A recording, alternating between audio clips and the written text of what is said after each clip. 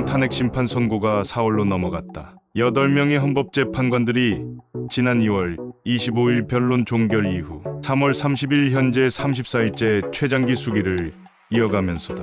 현재로선 일부 재판관들이 계엄 위법성 등 핵심 쟁점에 대한 판단을 유보하거나 이견을 굽히지 않으면서 평의가 장기화하고 있다는 분석이 많다. 윤 대통령 선고가 미뤄진 사유 중 하나로 거론됐던 이재명 더불어민주당 대표의 지난 28일 공직선거법 위반 항소심 선고는 무죄로 종료됐고 4월 2일엔 재보궐선거가 예정돼 있다.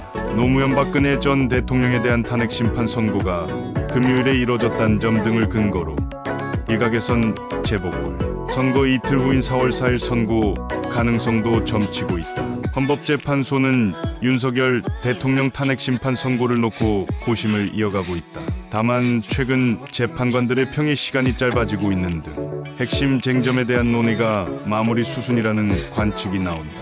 법조계에선 헌재가 지난 27일 일반 헌법소원 사건 선고를 마친 데다 최근 재판관들의 평의 시간이 점차 짧아지고 있다는 점 등을 근거로 윤 대통령 탄핵 심판을 둘러싼 쟁점별 입장 정리가 마무리 수순이라는 관측도 나온다. 재판관들은 헌법재판 실무제도 등에 따라 탄핵 심판의 결론을 낼 수 있을 정도로 논의가 이뤄졌다고 판단될 경우 평의를 마무리하고 평결에 돌입한다. 평결은 통상 재판관별로 인용, 기각, 각하 등 의견을 내고 의견 분포에 따라 주문을 도출하기 위해 협의하는 방식이다. 헌재 탄핵 심판 결정 정족수는 법률위원 선고와 마찬가지로 재판관 6명 이상 찬성하면 인용, 5명 이하면 기각하게 된다. 문제는 헌재 내부적으로 윤 대통령 탄핵 심판을 놓고 3명의 재판관이 기각 각하 의견을 보이는 이른바 5대 3대들에게 직면한 경우라면 당분간 선고 자체가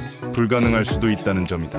물론 대통령 탄핵 심판이라는 이유로 헌재가 반드시 전원일치 의견으로 결정을 선고해야 하는 것은 아니다. 다만 한덕수 대통령 권한대행 겸 국무총리가 국회가 선출 절차를 마친 40여 헌법재판관 후보자를 임명하지 않아 발생한 재판관 8인 체제에서 5대 3 기각 결정이 날 경우 야권을 중심으로 탄핵 심판 결정의 정당성 시비가 불거질 수 있다.